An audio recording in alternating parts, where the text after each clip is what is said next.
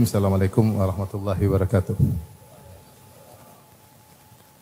Alhamdulillahi ala ihsani wa syukru lahu ala taufiqihi wa amtinani wa asyhadu an la ilaha illallah wahdahu la syarika lahu ta'ziman li sya'nih wa asyhadu anna Muhammadan abduhu wa rasuluhu ila ridwani. Allahumma shalli alaihi wa ala alihi wa ashabihi wa ikhwani. Hadirin hadirat yang dirahmati oleh Allah Subhanahu wa taala, pada kesempatan kali ini kita akan bahas tentang menggapai cinta Allah Subhanahu wa taala, yaitu bagaimana agar kita bisa dicintai oleh Rabbul Alamin. Tentunya ini hal yang sangat luar biasa ya. Seorang kalau dicintai oleh pejabat mungkin dia bangga, dicintai oleh seorang raja dia bangga, dekat sama ustadz dia bangga ya. Bagaimana lagi jika dia dicintai oleh penciptanya? Sementara seorang hamba penuh dengan kekurangan, penuh dengan dosa-dosa, penuh dengan kesalahan, selalu merasa butuh kepada Sang Pencipta. Namun ternyata Allah Subhanahu wa taala membuka kesempatan agar sang hamba bisa dicintai oleh Allah Subhanahu wa taala. Ini adalah setinggi-tingginya nikmat, setinggi-tingginya karunia. Oleh karenanya siapa yang bisa dicintai oleh Allah dan telah meraih cinta Allah, maka dia akan mendapat banyak keistimewaan ya. Di antaranya Allah akan membanggakan dia di langit ya. Dalam hadis, innallaha idza ahabba 'abdan nada Jibril. Kalau Allah sudah mencintai seorang hamba, Allah panggil Jibril. Kemudian Allah berkata, ya Jibril, inni uhibbu fulanan fa ahibbah. Wahai Jibril, sungguhnya aku telah mencintai si fulan, maka cintailah dia. Wa nada Jibril ahlas sama. Kemudian Jibril pun memanggil para malaikat, memberi pengumuman, innallaha ahabba fulanan fa ahibbuh. Sungguhnya Allah telah mencintai si fulan, maka cintailah dia. Maka orang telah dicintai oleh Allah, disohorkan oleh Allah di tengah-tengah makhluk-makhluk yang mulia, itu para malaikat di langit sana. Kemudian di antara keistimewaan orang yang sudah dicintai oleh Allah Subhanahu wa taala, maka dia tidak akan diadab oleh Allah Subhanahu wa taala. Dalam Al-Qur'an Allah berfirman tentang pengakuan orang-orang Yahudi dan Nasara, mereka mengakui, mempropagandakan bahwasanya mereka pilihan Allah dan kekasih-kekasih Allah. Kata Allah, wa qalatil yahudu wan nasara nahnu abna'ullahi wa ahibba'uh. Berkata Yahudi dan Nasrani, kami adalah pilihan Allah, anak-anak Allah, dan kami kekasih-kekasih Allah. Mereka mengatakan kami kekasih Allah. Maka Allah bantah, kul falima yu'adzibukum bidunubikum bal antum basyarun mimman khalaq. Kalau kalian dicintai oleh Allah, kenapa ada di antara kalian diadab oleh Allah? Diadab oleh Allah. Tapi kalian sama seperti yang lain.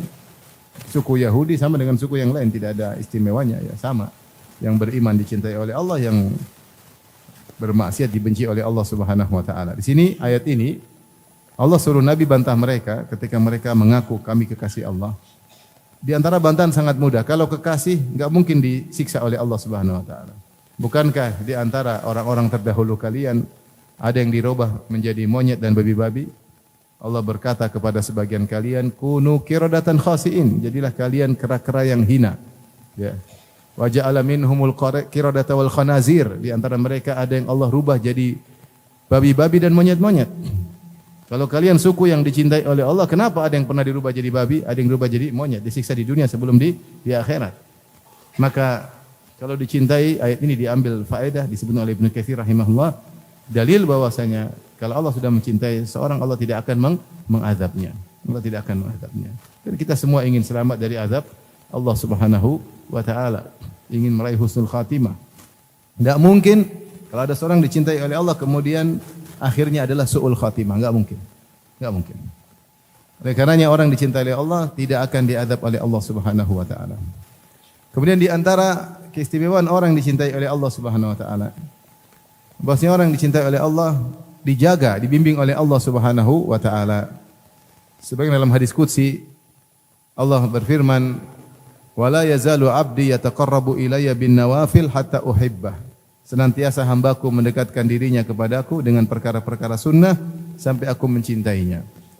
Fa idza ahbabtuhu, kalau aku sudah mencintainya, kuntu sam'ahu alladhi yasma'u bihi wa basarahu alladhi yubsiru bihi wa yadahu allati yabtishu biha wa rijluhu allati yamshi 'alaiha.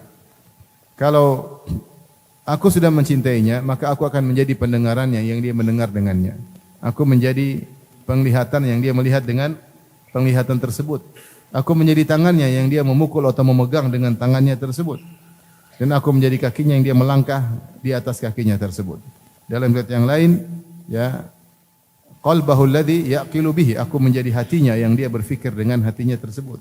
Wa lisanahu alladhi yantiqu bihi, dan aku menjadi lisannya yang dia berbicara dengan lisan tersebut. Kata para ulama, maksud dari hadis ini bahwasanya Allah akan membimbingnya. Allah akan menjaga pandangannya, Allah akan menjaga pendengarannya, Allah akan menjaga hatinya, Allah menjaga lisannya, Allah menjaga tangannya, Allah menjaga kakinya. Bukan berarti kalau orang dicintai oleh Allah kemudian jadi maksum, enggak. Tetapi secara umum dia terjaga. Namanya orang pasti akan terjerumus dalam kesalahan, tapi secara umum dia terjaga. Dia tidak akan betah melihat yang haram. Dia akan gelisah karena dia dicintai oleh Allah Subhanahu wa taala. Dia tidak akan betah mendengar yang haram. Dia akan gelisah, sesak hatinya ketika mendengar perkara-perkara haram. Kenapa? Karena dia dicintai oleh Allah Subhanahu wa taala. Dia tidak akan membiarkan akalnya berfikir dengan sembarangan, memikirkan hal yang tidak bermanfaat. Ngapain saya berfikir yang tidak bermanfaat? Ngapain mikir hal yang tidak ada gunanya? Apalagi berfikir pikiran yang jorok, pikiran yang tidak benar. Kenapa? Karena Allah menjaga hatinya. Karena Allah mencintainya. Lisannya akan dijaga, dia tidak akan berbicara hal-hal yang haram, hal yang tidak bermanfaat, yang dilarang oleh Allah Subhanahu wa taala. Kenapa? Karena dia telah dicintai oleh Allah Subhanahu wa taala. Kemudian dia akan cinta dengan ibadah. Maka ini di antara keistimewaan orang telah dicintai oleh Allah Subhanahu wa taala, bahwasanya dia dijaga oleh Allah Subhanahu wa taala. Kemudian di antara keistimewaan orang yang dicintai oleh Allah Subhanahu wa taala, orang ini akan senang dekat dengan Allah Subhanahu wa taala. Kenapa? Karena Allah mencintainya. Kalau Allah mencintainya, Allah senang dia dekat dengan Allah. Iya atau tidak? Kalau kita mencintai seorang, kita senang enggak orang itu dekat dengan kita? Iya, walillahil matsalul a'la. Maka Allah akan senang dia dekat dengan Allah sehingga terlihat orang ini semangat beribadah. Semangat baca Quran, semangat ikut pengajian, semangat salat malam, semangat bersedekah, semangat berkhalwat, berdua-duaan dengan Allah Subhanahu wa taala. Kenapa? Karena dia dicintai oleh Allah Subhanahu wa taala. Ini semua keistimewaan orang yang dicintai oleh Allah Subhanahu wa taala. Tapi ada yang keistimewaan terakhir yang mungkin kurang menyenangkan untuk didengar. Yaitu orang kalau dicintai oleh Allah suka diuji oleh Allah. Kata Nabi sallallahu alaihi wasallam, "Innallaha idza ahabba qauman ibtalahum." Sungguhnya kalau Allah sudah mencintai suatu kaum, Allah akan uji. Jadi jangan pikir kalau dicintai oleh Allah kemudian kaya raya, senang-senang, ketawa terus. Kalau ketawa terus orang gila ya, enggak. Enggak. Ternyata orang yang dicintai oleh Allah suka diuji oleh Allah Subhanahu wa taala. Innallaha idza ahabba qauman ibtalahum. Sungguhnya jika Allah mencintai suatu kaum, Allah akan uji mereka. Dalam hadis yang lain, man yuridillahu bihi khairan yusib minhu. Siapa yang Allah suka kebaikan besar untuknya, Allah akan timpakan musibah baginya. Oleh karenanya ketika Nabi SAW ditanya, ya, ayun nasi asyaddu bala'an, man asyaddu nasi bala'an? Siapa orang yang paling berat musibahnya, ujiannya? Kata Nabi SAW, al-anbiya, para nabi. Thumma salihun, kemudian orang-orang soleh. Thummal amsal fal amsal, kemudian selanjutnya dan selanjutnya. Ini dalil bahwasanya semakin dicintai oleh Allah maka siap diuji dengan ujian yang banyak. Ya. Karena semakin diuji dia semakin naik level, semakin dekat dengan Allah, semakin dekat dengan Allah, semakin tinggi keyakinannya. Bukankah orang kalau diuji kemudian dia berhasil lulus, tambah yakin dia. Diuji lagi, dia lulus lagi, tambah yakin lagi. Semakin dekat dengan Allah, ternyata Rabbku mencintaiku. Rabbku memberi solusi kepadaku. Dia semakin dekat dengan Allah Subhanahu wa taala. Ini salah satu keistimewaan orang yang dicintai oleh Allah Subhanahu wa taala. Semakin dicintai, semakin berat apa? Ujiannya. Tetapi ujian tersebut mendatangkan kebaikan untuknya. Ikhwan dan akhwat yang dirahmati Allah Subhanahu wa taala. para hadirin hadirat yang dirahmati oleh Allah Subhanahu wa taala. Karenanya Syekh As-Sa'di rahimahullah dalam tafsirnya menyatakan bahwasanya nikmat teragung, karunia terbesar adalah dicintai oleh Allah Subhanahu wa taala. Dicintai oleh Allah Subhanahu wa taala. Ya. Ada seorang Arab tua, dia tersenyum ketika membaca firman Allah. Dia senang sekali dengar firman Allah. Innal muttaqina fi jannati wa nahar fi maq'adi sidqin 'inda malikin muqtadir. Dia ketika baca ini dia begitu gembira, begitu senang. Allah mengatakan sungguhnya orang-orang yang bertakwa fi jannati wa nahar. Di akhirat kelak akan berada di surga yang surga tersebut banyak sungai-sungainya. Fi maq'adi sidqin 'inda malikin muqtadir. Di suatu tempat duduk yang benar, di suatu posisi yang benar di sisi Malikin Muqtadir, di sisi Allah yang Subhanahu wa taala, sang penguasa, sang pemilik yang sang maha kuasa. Maka dia gembira sekali bagaimana di akhirat kemudian dekat dengan Allah Subhanahu wa taala. Karenanya kita harus sadar dan harus diingatkan dan disadarkan kita sekarang hidup di alam dunia dan ini hanya sebentar. Setelah ini kita akan masuk dalam alam yang abadi, itu alam akhirat. Yang dunia ini bukanlah tempat tinggal, cuma tempat lewat. Darul Ubur, hanya tempat lewat. Kemudian semua akan kembali kepada tempat yang sesungguhnya di akhirat kelak. Yang kata Allah Subhanahu wa taala, fariqun fil jannah wa fariqun fis sa'ir. Sekelompok masuk neraka dan sekelompok masuk surga. Kita tidak tahu bagaimana kesudahan kita. Maka kita harus saling mengingatkan untuk bisa meraih cinta Allah kepada kita agar kita bahagia bukan cuma di dunia, terlebih lagi bahagia di akhirat dengan kebahagiaan yang abadi dan selama-lamanya. Tapi bagaimana kiat-kiat agar kita bisa dicintai oleh Allah Subhanahu wa taala, ya. Adapun mengaku cinta kepada Allah itu tidak penting. Yang penting engkau dicintai Allah atau tidak. Kata Ibnu Al-Qayyim rahimahullahu taala, "Laisa sya'nu an tuhib, wa innama asy-sya'n an tuhab." Bukan perkaranya engkau mencintai, tapi yang paling penting apakah kau dicintai atau tidak. Sebagaimana sudah kita sampaikan tadi, orang Yahudi dan Nasara mengaku-ngaku kekasih Allah. Nahnu abna'ullahi wa ahibba'uh. Kami adalah anak-anak Allah, kami adalah pilihan-pilihan Allah, kami adalah kekasih-kekasih Allah. Tetapi hanya pengakuan yang tidak benar. Ternyata Allah tidak mencintai mereka.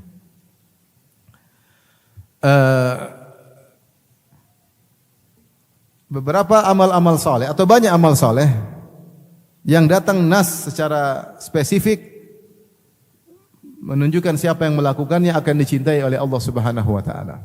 Tentunya secara umum semua amal saleh kalau kita lakukan akan mendekatkan kita kepada Allah, akan buat kita semakin dicintai oleh Allah. Semua amal saleh apapun. Ya, semua amal saleh, baca Quran, mau apapun, mau senyum, sedekah, berakhlak mulia sama orang, apapun yang kita lakukan kalau itu amal saleh akan mendatangkan kecintaan Allah Subhanahu wa taala. Tapi sebagian amal datang dalam nas secara spesifik, kalau kau melakukannya akan dicintai oleh Allah Subhanahu wa taala.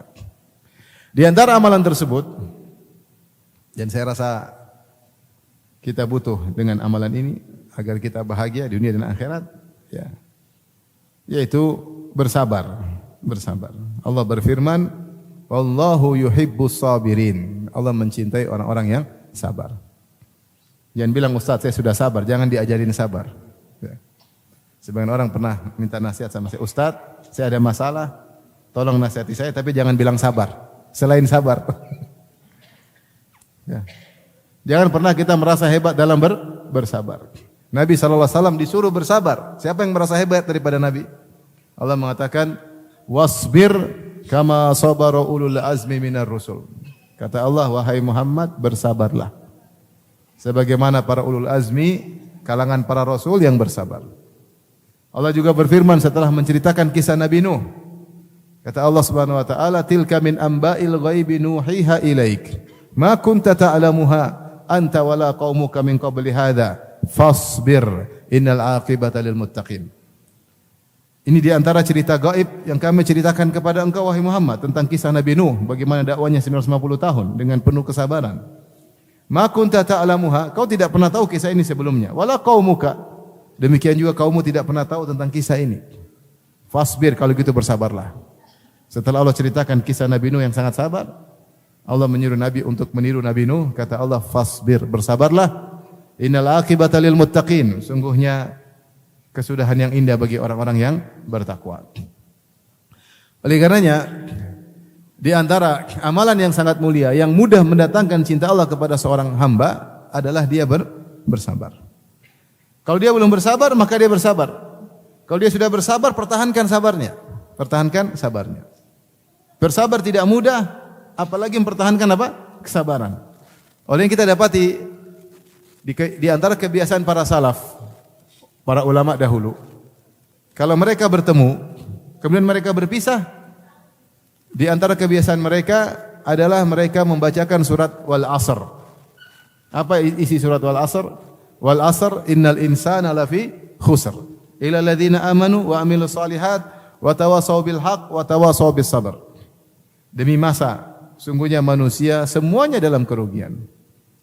Kecuali orang yang beriman dan beramal saleh. Kemudian wa tawasaw bil haq, yaitu saling menasihati, mewasiatkan dalam kebenaran. Yang terakhir, wa tawasaw bis sabr, saling menasihati dalam kesabaran.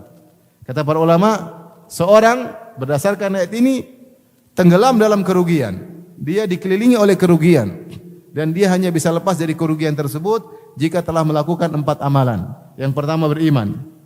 Kalau beriman aja belum cukup, dia masih rugi. Yang kedua beramal saleh. Beramal saleh juga masih belum cukup, dia masih rugi. Yang ketiga saling berwasiat dalam kebenaran, yaitu beramar ma'ruf nahi munkar. Itu pun belum cukup, dia masih rugi. Dia baru lepas dari segala kerugian kalau dia menyempurnakan yang keempat, wa tawasau bis sabar, saling mewasiatkan untuk bersabar. Para ulama dahulu mereka orang-orang sabar, tapi mereka saling mengingatkan. Kenapa? Karena sabar butuh continue. Seorang bisa bersabar setahun, 2 tahun, 3 tahun, 4 tahun, tahun kelima mungkin tidak sabar lagi. Sabar butuh kesinambungan. Maka mereka saling mengingatkan untuk bersabar. Ini ciri orang soleh. Ingat, sabar, sabar. Saya sudah sabar, ya, tak pertahankan. Tingkatkan kesabaranmu. Oleh karenanya ketika Nabi Ayyub alaihissalam bersabar, ternyata istrinya mulai tidak sabar. Maka Nabi Ayyub mengatakan, "Ma'an softi." Dalam riwayat disebutkan, "Kau tidak adil wahai istriku. Kita telah diberi nikmat berapa tahun? 70 tahun atau 80 tahun. Sekarang kita baru dikasih penyakit berapa? Baru 7 tahun. Kau tidak adil." Artinya kalau mau adil, bersabar 70 tahun. Sebagaimana kita diberikan kekayaan 70 tahun, kau tidak adil wahai istriku. Disebutkan syaitan pun mengatakan Ayub sudah mempersiapkan dirinya untuk sabar 70 tahun. Oleh karenanya Allah berfirman, "Innal insana li rabbih lakanud." Sungguhnya manusia itu suka ingkar, kanut, berkeluh kesah, ingkar dengan kenikmatan yang Allah berikan kepadanya. Apa kata Hasan Al-Basri? Yadhkurul masaib wa yansan ni'am. Hanya ingat-ingat musibah, lupa dengan nikmat-nikmat yang selama ini Allah berikan kepada dia. Manusia kenapa tidak sabar? Dia ingat-ingat musibah yang ditimpanya. Dia baru sakit sehari 2 hari dia lupa bahwasanya selama ini dia sehat selama puluhan tahun. Dia baru rugi sekali dagang, 2 kali dagang, dia lupa selama ini dia untung melulu. Ya. Dia baru mungkin bangkrut setahun 2 tahun bangkrut, selama ini dia kaya raya mungkin 5 tahun, 6 tahun, 7 tahun atau lebih. Sehingga dia mengatakan, kenapa Allah beginikan saya, kenapa Allah ginikan saya. Ini tidak adil. Ini tidak adil. Ya. Oleh karenanya sabar ini ibadah yang sangat berat, tetapi sangat mudah mendatangkan cinta Allah kepada hambanya. Maka kalau seorang diuji, dia bersabar. Saya ingatkan ikhwan dan akhwat yang rahmati Allah Subhanahu wa taala. Sabar agar bisa mendatangkan cinta Allah Subhanahu wa taala. Ya, sabar tersebut harus continue, terus berkesinambungan. Kapan kita lupa, kita sabar lagi. Dan agar bisa sabar kita bisa continue, perhatikan 2 hal. Pertama, yakin bahwasanya yang bisa menyabarkan kita hanyalah Allah Subhanahu wa taala. Jangan mengandalkan ilmu kita, jangan mengandalkan akhlak kita, jangan mengandalkan kebiasaan kita. Allah mengatakan, "Wasbiru wa ma sabruka illa billah." Sabarlah wahai Muhammad. Dan tidaklah kau bisa bersabar kecuali dengan Allah Subhanahu wa taala. Maka seorang kalau mau sabar, dia harus bersandar kepada Allah. Jangan bersandar kepada kemampuan dia, bersandar kepada harta dia, bersandar kepada teman-teman yang enggak. dia sabarnya akan jatuh suatu saat. Tapi dia bersabar karena Allah. Allah yang bisa bikin dia sabar. Makanya kalau orang di kita terkena musibah, langsung ucapkan kata-kata yang buat dia bisa sabar. Pertama, inna lillahi wa inna ilaihi raji'un. Apa artinya? Sungguhnya kami ini milik Allah dan kami akan dikembalikan kepada siapa? Allah. Kalau milik Allah terserah Allah, bikin kita ngapain terserah Allah. Terserah Allah.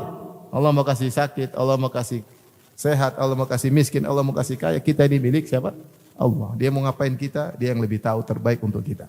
Dia yang lebih tahu tentang terbaik bagi kita daripada kita sendiri. Jangan lupa, inna lillahi wa inna ilaihi raji'un. Alladzina idza asabatum musibatun qalu inna lillahi wa inna ilaihi raji'un. Allah sebutkan tentang penghuni surga. Siapa orang-orang tatkala terkena musibah, mereka mengatakan inna lillahi wa inna ilaihi raji'un. Ulaika alaihim salawatu min rabbi wa rahmah wa ulaika humul muhtadun. Mereka itulah orang-orang yang mendapatkan karunia dari Allah, rahmat dari Allah, mereka yang dapat hidayah. Jadi jangan lupa ketika kena musibah, inna lillahi wa inna ilaihi raji'un. Ingatkan, saya ini toh makhluk hamba di bawah naungan Sang Pencipta. Wa ma min dabbatin illa 'ala Allahi wa ma min dabbatin fil ardi mana ayatnya? Ma min dabbatin illa huwa akhidhum binasiyatiha. Tidak ada makhluk apapun illa huwa akhidhum binasiyatiha kecuali Allah memegang ubun-ubunnya. Allah ngurus kita. Kemudian yang kedua, kalau terkena musibah jangan lupa bilang apa? Alhamdulillah ala kulli hal. Coba ucapkan alhamdulillah ala kulli hal. Rugi alhamdulillah ala kulli hal. Istri ngomel-ngomel alhamdulillah ala kulli hal. Sakit alhamdulillah ala kulli hal. Barang dicuri alhamdulillah ala kulli hal. Anak meninggal alhamdulillah ala kulli hal.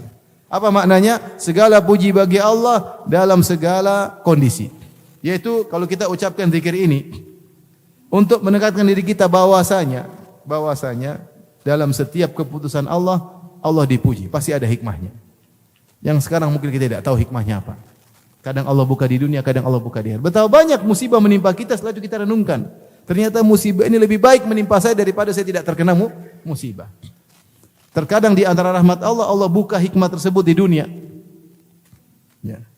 Makanya ketika seorang tidak tahu apa hikmah, dia puji Allah aja. Seperti Nabi Yakub alaihissalam, ketika anaknya hilang, Yusuf hilang alaihissalam, Binyamin ditahan, dituduh mencuri. Kakaknya juga yang tertua, ada yang namanya Yahuda tidak balik. Apa kata Nabi Yakub alaihissalam? Fasabrun jamil. Saya berusaha sabar yang indah, sabar tanpa mengeluh kepada manusia. Asallahu ayyatiyani bihim jami'an. Semoga Allah mendatangkan mereka seluruhnya kepadaku, mengembalikan mereka anak-anakku yang hilang tersebut kepadaku. Innahu huwal alimul hakim. Sungguhnya Allah itu Maha mengetahui dan Maha bijaksana. Yakub enggak tahu apa hikmahnya, tapi dia yakin di balik ini semua pasti ada hikmah. Maka dia puji Allah, dia berkata, Innahu huwal alimul hakim. Sungguhnya Allah Maha berilmu, dia tahu apa yang dia lakukan. Al-Hakim dan Maha bijaksana. Maka terkena musibah supaya sabar bilang apa? Alhamdulillah ala kulli hal. Yang ketiga, agar sabar ketika terkena musibah. Bilang apa? Qadarallah wa ma syaa fa'al. Ya. Lau asabaka syai' fala taqul lau, walakin qul lau anni fa'altu kadza wa kadza walakin qul qadarallahu ma syaa fa'al. Kalau kau tertimpa sesuatu, jangan bilang seandainya saya begini, seandainya saya begini. Karena tidak akan merubah kondisi. Sudah terlanjur. Tetapi walakin qul, tapi katakanlah qadarallahu wa ma syaa fa'al. Allah mentakdirkan dan apa yang Allah kehendaki itu yang terjadi. Makanya ketika Umar bin Khattab ditikam ketika sedang salat, dia mengatakan dia kemudian bacakan firman Allah dalam surat Al-Ahzab, wa kana amrullahi qadaran maqdura. Sungguhnya takdir Allah pasti terjadi. Ketika Talha bin Ubaidillah ditikam juga dalam perang Jamal, dia berkata ayat yang sama, wa kana amrullahi qadaran maqdura. Sungguhnya takdir Allah yang berlaku. Tidak bisa kita menghindari takdir Allah. Ini sudah keputusan Allah. Sabar.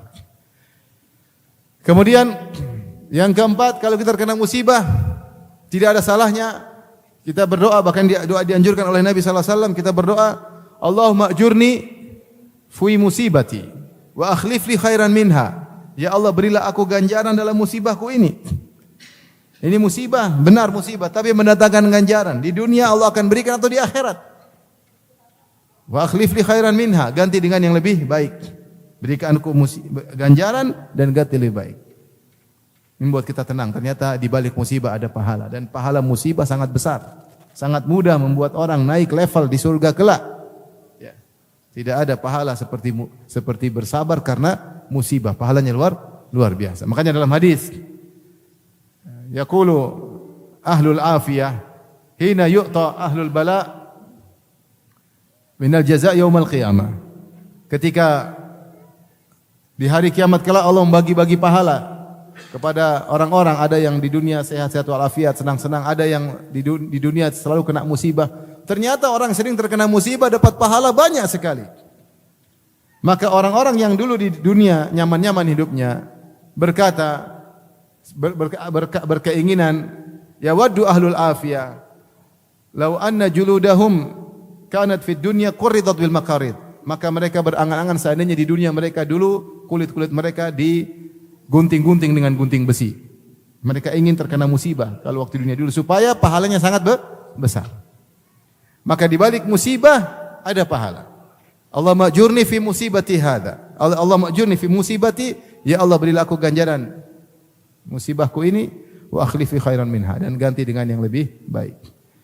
Kalau mau lagi tambah doa, boleh diambil dari Al-Qur'an. Allahumma rbit ala qalbi. Ya Allah, ikatlah hatiku agar aku tidak meronta-ronta, agar aku sabar. Ini dalam dua ayat Allah sebutkan, wa rabatana ala qulubihim idh qamu faqalu rabbuna rabbus samawati wal ard lan na'du min dunihi ilaha. Laqad qulna idzan syatata. Ketika para pemuda yang beriman tentang kisah Ashabul Kahfi, mereka cuma 7 orang. Mereka harus berhadapan dengan suatu negeri seluruhnya yang kafir kepada Allah. Maka mereka ketika dipanggil, dimuhakamah, diadili, mereka kuat untuk berkata, kami tidak berbuat syirik, kami tidak akan ikut agama kalian. Kenapa mereka bisa kuat ngomong begitu? Kata Allah, wa rabatana ala qulubihim. Kami ikat hati mereka sehingga mereka bisa tegar apapun resikonya. Demikian juga ketika Allah sebutkan tentang kisah ibunya Nabi Musa. Ketika Allah mewahyukan ibunya Nabi Musa, karena Nabi Musa mau dibunuh, maka diletakkan di dalam suatu keranjang, kemudian dilepaskan di sungai Nil. Ketika Musa diambil oleh keluarga Fir'aun, ibunya hampir teriak, itu anakku. In kadat latubdi bihi walaula an rabatana ala qalbiha. Hampir saja dia bilang, itu putraku, jangan ambil. Kalau dia teriak, Musa akan dibunuh. Walaula an rabatna ala qalbiha, tapi kami ikat hatinya sehingga dia bertahan. Bertahan. Karena sebagian orang-orang Saudi kalau mereka kena musibah, mereka berdoa, Allahumma rbit ala qalbi. Ya Allah, ikatlah hatiku supaya aku bisa sabar. Enggak gampang sabar, anak meninggal, harta ludes dicuri orang, mengalami kerugian besar, orang tua meninggal, masalah keluarga, musibah. Kalau Allah tidak ikat hati kita enggak mampu. Kemudian juga di antara doa yang mungkin kita bisa doa juga ketika terkena musibah besar butuh kesabaran, kita berkata Allahumma ya Rabbana afrik alaina sabra. Ya Rabbana afrik alaina sabra. Ya Allah, curahkanlah sabar kepada hatiku. Afrik itu seperti ember kita tumpahin. Kita butuh sabar yang banyak, bukan sabar dikit-dikit. Butuh sabar yang banyak. Insyaallah kalau baca 6 ini insyaallah sabar. Insyaallah sabar. Dan ini menunjukkan kita enggak bisa sabar kecuali Allah yang sabarkan. Kalau antum sudah sabar, tingkatkan kesabaran. Kalau antum sudah sabar, tingkatkan kesabaran. Agar bisa continue. Sabar bertingkat-tingkat. Kalau semakin tinggi level. Yang pertama sabar. Jadi tingkat pertama sabar. Sabar ini apa? Dari bahasa Arab namanya al-habsu, menahan. Menahan agar tidak emosi, agar tidak melakukan perbuatan yang menunjukkan protes dengan keputusan Allah. Seperti robek-robek baju, pukul-pukul badan, banting-banting jambak-jambak rambut, lempar piring. Kata Nabi SAW, laisa minna man darabal khududa wa syaqqal juyuba wa da'a bid'awal jahiliyah. Bukan dari golongan kami orang terkena musibah lantas dia pukul-pukul pipinya, robek-robek bajunya. Kenapa perbuatan mukul-mukul pipi, robek-robek baju, jambak-jambak rambut? Menunjukkan tidak sabar. Maka dia tidak termasuk orang yang sabar. Dan ini derajat paling rendah. Sabar paling rendah itu hati bergejolak, tetapi dia tahan. Dia mau teriak, tapi dia tahan. Dia mau mukul, dia tahan. Ya, yang kata Rasulullah SAW, bukanlah laisa syadidu bisur'ah, walakinna syadida man yamliku nafsahu indal ghadab. Bukanlah orang yang hebat, yang kuat adalah yang menang gulat, perkelahian. Tapi orang hebat, orang yang bisa mengontrol dirinya ketika dia sedang marah. Maka ketika seorang terkena musibah, dia bersabar, tingkatan rendah itu dia mau bergejolak tapi dia tahan, itu sabar. Dapat pahala luar biasa, dicintai oleh Allah. Kenapa dia bersabar? Tapi ini sabar yang paling rendah. Sabar yang lebih tinggi lagi namanya ridha. Dia ridha. Yaitu dia ridha, tidak ada gejolak, ridha. Apa yang Allah tetapkan, saya ridha. Saya ridha. Tidak ada marah sama sekali. Tidak marah. Tidak ada protes sama sekali. Kalau tadi masih ada protes tapi dia lawan, itu sudah dapat pahala. Kita mungkin derajat yang pertama. Jengkel tapi aduh. Tapi kita lawan. Ketika kita lawan, kita tahan diri, kita dicintai oleh Allah. Lebih daripada itu, tingkat lebih tinggi ridha. Kena musibah ridha.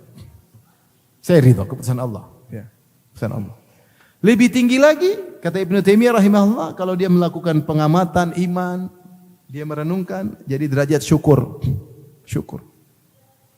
Syukur itu gimana? Alhamdulillah Allah kasih musibah. Kalau saya lebih senang terkena musibah daripada tidak.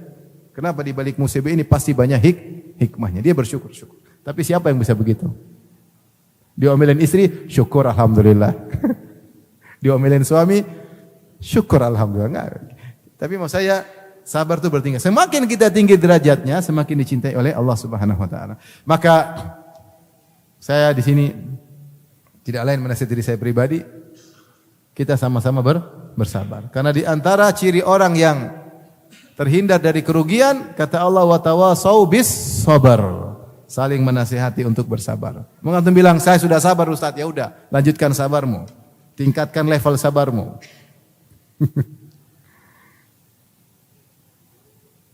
Ada seorang, dia sedang mancing, dan dia sudah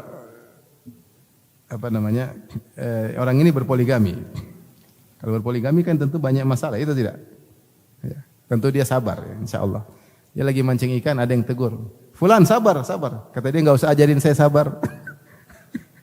Saya sudah biasa sabar dalam apa? Kehidupan. Enggak, meskipun kau sudah sabar harus diingatkan. Sabar tuh, Nabi aja diingatin suruh sabar, balik kita. Nabi kurang sabarnya, kurang apa? Allah sabar, kata Allah sabar. Bahkan Allah ceritakan kisah Nabi Nuh agar Nabi sabar. Allah kisahkan Nabi Musa agar Nabi sabar. Allah kisah Nabi Nuh agar Nabi sabar. Nabi disuruh sabar, apalagi kita. Para sahabat disuruh sabar, apalagi kita. Kenapa? Karena sabar ini salah satu cara mudah untuk meraih cinta Allah Subhanahu wa taala. Kapan kita sabar, Allah cinta sama kita. Dan yang membuat kita mudah untuk sabar, inna wallahu yuhibbus sabirin. Ingat ayat ini. Wallahu yuhibbus sabirin. Allah mencintai orang-orang yang bersabar. Siap untuk bersabar? Siap, insyaallah. Semoga kita dicintai oleh Allah Subhanahu wa taala. Kemudian di antara amal saleh yang bisa mendatangkan cinta Allah kepada hambanya, di antaranya adalah memaafkan. Di antaranya adalah memaafkan. Ketika Allah menceritakan tentang orang-orang bertakwa, kata Allah Subhanahu wa taala, ya, tentang surga, kata Allah, "Uiddat lil muttaqin." Kata Allah, bersegeralah menuju surga Allah yang luasnya seluas langit dan bumi. Wa sairul maghfirati min rabbikum wa jannatin arduha samawati wal ardu. Uiddat lil muttaqin. Yang surga yang luas tersebut Allah sediakan bagi orang bertakwa. Siapa orang bertakwa? Kata Allah, alladzina yunfiquna fis sarra'i wad dharra'i wal kadhiminal ghaidh wal 'afina 'anil nas wallahu yuhibbul muhsinin. Orang bertakwa yang Allah siapkan surga buat mereka, yang senantiasa bersedekah. Dalam kondisi lapang mereka bersedekah. Dalam kondisi sulit mereka tetap bersedekah. Mungkin nominalnya tidak sebanyak ketika sedang lapang, tapi mereka tetap bersedekah. Wal kadhiminal ghaiz, orang-orang yang meredam amarah. Wal afina 'anil nas, orang-orang yang memaafkan orang lain yang menzaliminya. Kemudian Allah akhiri ayat yang berkata, wallahu yuhibbul muhsinin. Allah mencintai orang-orang berbuat ihsan. Siapa yang melakukan sifat ini, senantiasa bersedekah, senantiasa meredam amarah, senantiasa memaafkan, maka dicintai oleh Allah Subhanahu wa taala. Namun ini bukan perkara mudah. Bukan perkara mudah. Di sini Allah sebutkan sekaligus 3 amalan agar dicintai oleh Allah. Sifati mereka dengan muhsinin. Kata Allah yang pertama, alladzina yunfiquna fis sarra'i wad dharra. Orang-orang yang senantiasa berinfak dalam kondisi lapang maupun dalam kondisi susah. Karena Allah datangkan dengan fi'il mudhari'. Fi'il mudhari' kalau bahasa Inggris apa? Present tense ya. Kalau fi'il madhi past tense, telah berlalu. Ketika Allah datangkan dengan fi'il mudhari' menunjukkan continue, berkesinambungan. Bukan cuma berinfak bulan Ramadan doang, bukan. Tapi berinfak berkesinambungan. Dalam kondisi lapang, dalam kondisi sulit tetap berinfak jika dia mampu tentunya. Kalau tidak mampu, infak buat dirinya lebih utama. Orang yang dicintai Allah bukanlah orang pelit. Bukanlah orang terlalu perhitungan. Duit banyak perhitungan. Tidak. Punya ingin dicintai Allah, sedekah, sedekah. Ikhlas kepada Allah Subhanahu wa taala. Continue, tidak berhenti.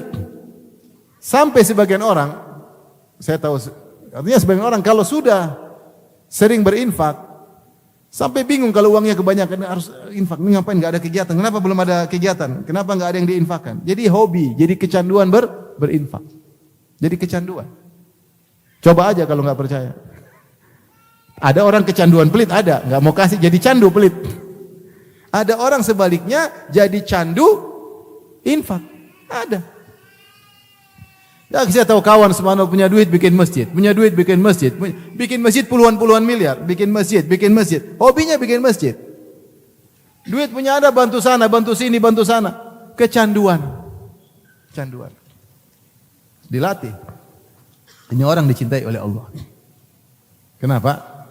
Kecanduan bersedekah. Dia tidak harus puluhan miliar, kita yang penting ada, yang penting senang lihat orang. Makanya di antara doa Nabi SAW, Allahumma inni as'aluka hubbak wa hubba man yuhibbuk wa hubba kulli amalin yuqarribuni ila hubbik. Allahumma inni as'aluka fi'lal khairat wa tarkal munkarat wa hubbal masakin. Ya Allah, aku mohon kepadamu untuk mencintaimu. Allah insyaallah hubbak wa hubba man yuhibbuk, dan mencintai orang yang mencintaimu dan mencintai seluruh amalan yang mendekatkan aku kepada Engkau. Allah mudahkanlah aku untuk meninggalkan kemungkaran, untuk melakukan kebaikan.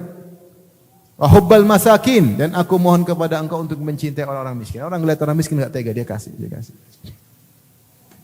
Jadi kalau ingin dicintai Allah, di antaranya suka bersedekah, jangan pelit-pelit. Apalagi kalau ada keluarga yang minta, masya Allah, pahalanya double. Pahala infak, pahala silaturahmi. Kesempatan, ada kakak, ada adik, bang, ada duit enggak? Oh ada, tenang aja. Bismillah, ada, kasih. Dia lagi butuh. Dan dia adik kita, dia kakak kita, dia tante kita, dia om kita. Apalagi orang tua kita. Kesempatan meraih cinta Allah Subhanahu wa taala. Jangan, kecuali antum enggak ada uang. Enggak ada uang, oke, saya juga enggak punya uang. Lain cerita. Itu pun Allah katakan kalau kau enggak punya uang, katakan yang baik. Kata Allah Subhanahu wa taala ketika kata Allah, wa atidal qurba haqqahu wal miskina wa ibnas sabili wa la tubadzir tabdzira. Berilah karib kerabat hak mereka. Allah dahulukan fakir miskin, karib kerabat sebelum fakir miskin.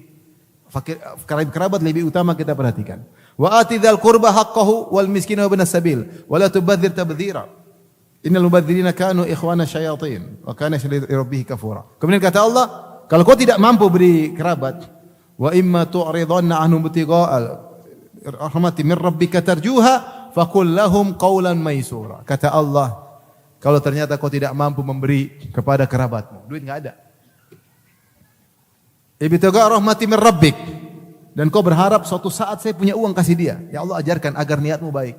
Ada kakak, ada adik, ada tante, ada om, minta lagi enggak ada. Jangan kita ini minta terus, jangan. Latih diri kita. Insyaallah suatu hari saya punya uang saya kasih. Kata Allah, faqul lahum qawlan maysura. Ucapkanlah kata-kata yang enak didengar. Belum ada om, Belum ada qadarullah, mudah-mudahan nanti kalau ada ya. Allah ajarkan agar kita berbuat baik sama keluarga. Kalau bisa kasih, bersyukur kalau ada. Sampai ada orang ustaz, kakak saya atau adik saya selalu minta sama saya tiap bulan ustaz. Saya bilang kau bersyukur. Bersyukur bisa kasih sedekah yang pahalanya luar biasa rutin. Kau keluarkan terpaksa mau enggak terpaksa harus bayar. Alhamdulillah Allah jebak engkau sehingga kau bisa kasih sedekah bulanan. Enggak usah cari-cari anak yatim, apalagi janda-janda itu kan adik. Setengah mati kasih mau cari janda lagi, cari janda mau kasih dia adik masih susah. Subhanallah. Oleh karenanya jangan lupa ingin dicintai Allah, alladzina yunfiqun. Jangan harta ini akan kita tinggalkan. Harta ini kalau kita infakkan jadi tabungan kita di akhirat. Dan kalau sudah tabungan di akhirat pasti riba besar-besaran. Pasti riba besar-besaran. Allah mengatakan man yukridillah wa man yukridillah qardan hasanan. Siapa yang beri pinjaman kepada Allah, Allah namakan itu pinjaman, pasti Allah ganti. Pasti Allah ganti. Man dzalladzi yukridullaha qardan hasanan. Siapa yang kasih pinjaman kepada Allah, Allah namakan pinjaman, berarti Allah pinjam. Kalau Allah bilang pinjam, Allah ganti atau tidak? Pasti ganti. Kalau yang orang miskin yang pinjam belum tentu ganti, tapi kalau sang maha kaya yang pinjam pasti diganti, dan kalau diganti pasti riba besar-besaran. Minimal 10 kali lipat sampai 700 kali lipat sampai tidak terhitung. Diganti. Maka jangan pelit-pelit supaya dicintai oleh Allah Subhanahu wa taala. Yang kemudian kata Allah ya tadi, alladzina yunfiquna fis sarra'i wad dharra, dalam kondisi lapang, dalam kondisi sulit pun tetap kasih. Kata Nabi sallallahu alaihi wasallam, ittaqin nara walau bisyaqqit tamrah. Bertakwalah kepada Allah, jauhkan diri dari kalian daripada neraka jahanam meskipun dengan bersedekah sepenggal korma. Sini maksud Rasulullah bagaimana? Bukan suruh kita pelit sedekah sepenggal korma. Maksudnya, kalau kau enggak punya harta banyak, sebisamu. Urusan pahala urusan Allah. Kata Nabi sallallahu alaihi wasallam, sabaqa dirham mi'ata alfi dirham. Satu keping dirham mengungguli 100.000 dirham. Kaifa dzalik? Kok bisa ya Rasulullah? Kata Rasulullah, ini orang lahu dirhaman, dia punya 2 keping dirham. Fakhtara ahsanuhuma, maka dia pilih keping dirham yang terbaik kemudian disedekahkan. Berarti dia sedekah 50% hartanya. 1 dirham tapi itu 50% apa? Hartanya. Sementara yang satunya uangnya mungkin jutaan dirham. Dia ambil 100 dirham, dia bagi dia biasa aja. Jadi kalau harta kita sedikit bukan berarti kita berhenti dari sedekah. Sebisa kita. Beda kalau enggak ada, kecuali di rumah cuma nasi uduk 1 bungkus ya buat kita aja udah. Tetangga enggak bisa. Ini anak istri makan apa? Itu lain cerita. Kalau kita punya, sebisa mungkin kita kasih meskipun sedikit. Urusan pahala serahkan sama Allah. Kata Nabi sallallahu alaihi wasallam, siapa yang bersedekah dengan hartanya halal, maka Allah terima dengan tangan Allah Subhanahu wa taala, fayurabbiha kama yurabbi ahadukum fuluwahu. Maka Allah terima pahala sedekah tersebut, kemudian Allah kembangkan sebagaimana salah seorang dari kalian ngurusin kudanya. Kata Nabi tidak bilang sebagaimana kalian ngurus onta. Orang Arab dulu lebih senang kuda daripada onta. Dan onta itu dibiarin aja hidup. Tapi kuda perlu diperhatikan, diurusin. Perlu perhatian. Sampai dia besar, sampai dia kuat, harus dilatih lari. Kata Nabi, Allah terima sedekahmu dan Allah kembangkan, Allah urusin sebagaimana salah seorang dari kalian ngurusin kuda. Jadi nominal yang sebisa kita. Yang penting jangan pelit. Kasih. Makanya Aisyah radhiyallahu anha ketika didatangi oleh seorang wanita dengan 2 putranya, minta sedekah. Aisyah tidak punya apa-apa, dia cari cuma dapat satu butir korma, enggak punya apa-apa. Ini istri Nabi sallallahu alaihi wasallam, di rumah Nabi sallallahu alaihi wasallam, orang termulia. Tidak ada kecuali 1 butir korma, dia kasih sama orang tersebut. Isar, dia dahulukan kasih. Terus ibu itu akhirnya ambil bagi 2, kasih 2 putrinya. Kasih 2 putrinya. Mau saya, pelit ini harus kita lawan. Pelit itu penyakit. Pelit itu penyakit. Orang kaya, teman saya kaya luar biasa, mobilnya mewah, rumah, tapi pelitnya luar biasa. Apa pelit luar biasa. Ayo kita makan ke restoran, ternyata bayar sendiri. Lah kirain diajak makan di traktir. Ternyata saya biarkan, bukan saya bayarkan, saya biarkan. Saya biarkan. Sampai ada orang terkenal pelit, ngundang orang makan, makan. Pada senang. Alhamdulillah dia ngundang makan jarang-jarang. Begitu habis makan kata dia, saya lupa bawa dompet. Suruh bersih. Pelit. Lihat ini musibah. Allah kasih rezeki banyak. Allah cuma bilang, Allah tidak bilang kau sedekah seluruh hartamu, sebagian. Wa anfiqu mimma razaqnakum. Berinfaklah sebagian harta yang aku berikan kepada kalian. Min qabli ayati ahadakumul maut. Sebelum salah seorang dari kalian datangi ajalnya. Fayaqula rabbi laula akhartani ila ajalin qarib. Ketika dia mati, ya Allah, tunda kematianku 5 menit saja, saya mau transfer. Enggak ada. Dia berangan-angan untuk bisa hidup 5 menit supaya bisa bersedekah. Antum yang masih hidup, kita yang masih hidup, kenapa enggak bersedekah? Kapan terbetik hati kita pingin kasih orang, kasih langsung. Jangan ragu-ragu. Punya ATM enggak? Udah langsung.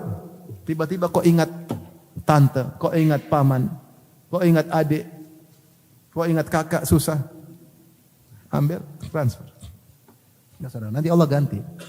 Ini kita infak, sebenarnya infak buat diri kita sendiri karena ini tabungan buat kita. Taib, kata Allah, wal kadhiminal ghaiz, dan meredam amarah. Al kadhimin, ghaiz maksudnya keamarah sudah di puncak. Ibarat air sudah penuh, kalau ditutup bisa meluber, dia tutup pelan-pelan sehingga air tadi enggak jadi luber. Kemarahan sudah di puncak, dia tahan karena Allah, maka Allah cinta orang seperti ini. Yang terakhir, karena waktu sudah habis, wal afina anin nas.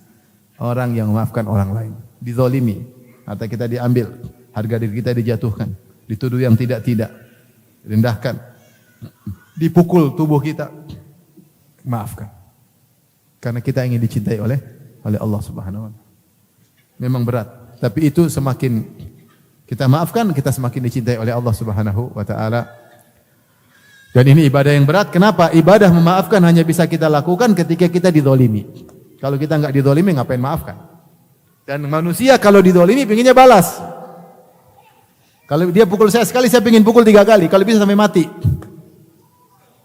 Sampai dalam sebagian perkataan ulama, sebagian orang terkadang dikasih musibah besar. Kenapa? Dia dizalimi orang. Kemudian dia berdoa, melebihi dari kezaliman tersebut.